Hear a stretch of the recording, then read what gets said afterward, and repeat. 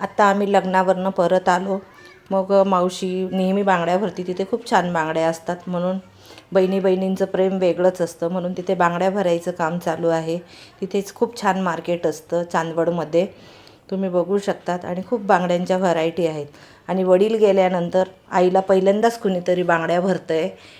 आणि आमच्याकडे अशा बांगड्या भेटत नाही गुजरातमध्ये, त्याच्यामुळे इकडच्या पक्क्या बांगड्या असतात. मावशी मला पण रावण्या करत होते बांगड्या भरायला. आणि इकडे तोपर्यंत मान्यताच्या हाताला बांगडी लागली, कारण मान्यता कुठेतरी टेकून बसली असेल हात खाली ठेवून, आणि पूर्ण रक्त झालं. त्या बांगड्या भरायच्या बाजूलाच राहिल्या.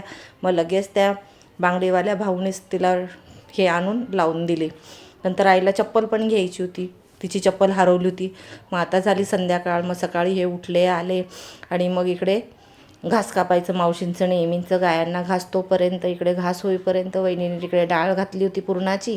इकडे झाडाखाली गाडी लावून दिली, ऊन जास्त होतं तोपर्यंत. आम्ही फोटो काढायला गेलो होतो, बैलगाडी असल्यामुळे फोटो काढलेत. मग इकडे मान्यताच्या पप्पांच्या गप्पा चालल्या होत्या. मान्यतांच्या पप्पाच्या गप्पा चालेपर्यंत तिकडे मावशीचं काहीतरी पुरणाची तयारी चालली होती, पीठ मळणं वगैरे. तेवढ्यात आम्ही आलो पटकन फोटो काढून. आणि लगेच मग मावशीने इकडे पीठ वगैरे मळलं, आणि मी पण त्यांच्या गप्पांमध्ये थोडीशी भर घातली. मग थोड्याशा गप्पा वगैरे चालू होत्या आमच्या.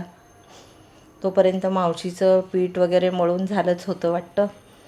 लगेच मावशीने घाई लगेच पुरणाच्या पोळ्या बनवायला घेतल्या, कारण आम्हाला यायचं होतं आणि आम्ही थांबायला तयार नव्हतं.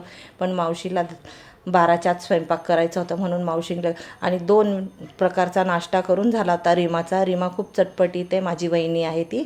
तर तिने 2 प्रकारचा नाश्ता ती एका वेळेस करायची. एकदा रवा करायची, परत ढोकळा करायची.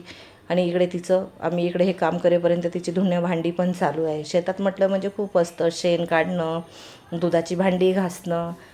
आणि मग तोपर्यंत आजी म्हणजे दुधावरची साय असते, आजीने तिला गरम गरम पुरणाची पोळी पण खाऊ घातली, आणि वरतून शिकवायचं पण काम चाललं.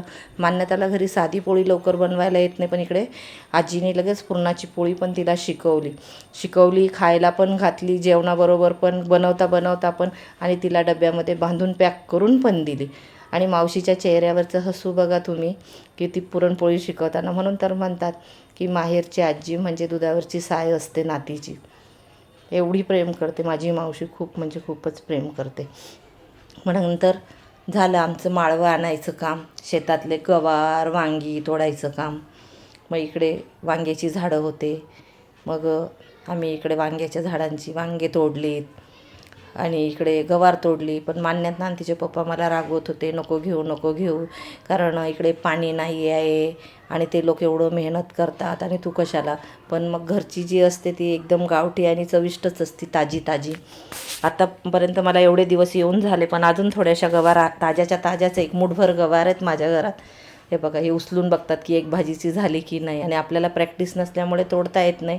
व्हिडिओ थोडा फास्ट केला, नाही तर मी हळूहळू तोडत होती, तुम्ही बघू शकतात. आणि एकदम कवळ्या गावठी ह्या शेंगा आहेत गवारच्या.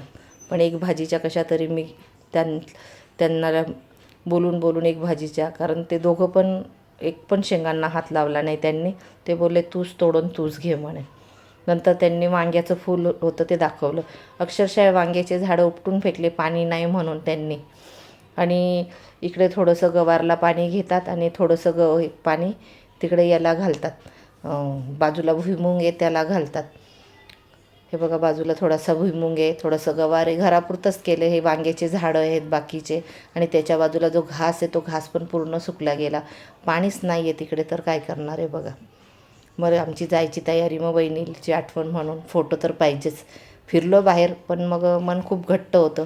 मग शेजारच्या बाया भेटायला आल्यात आजूबाजूच्या. आणि ह्या दोघी बहिणी, आईचं मन कठोर होतं शेवटी बहिणींचं, पण काय करणार, जावं तर लागतं प्रत्येकाच्या घरी सगळ्यांना.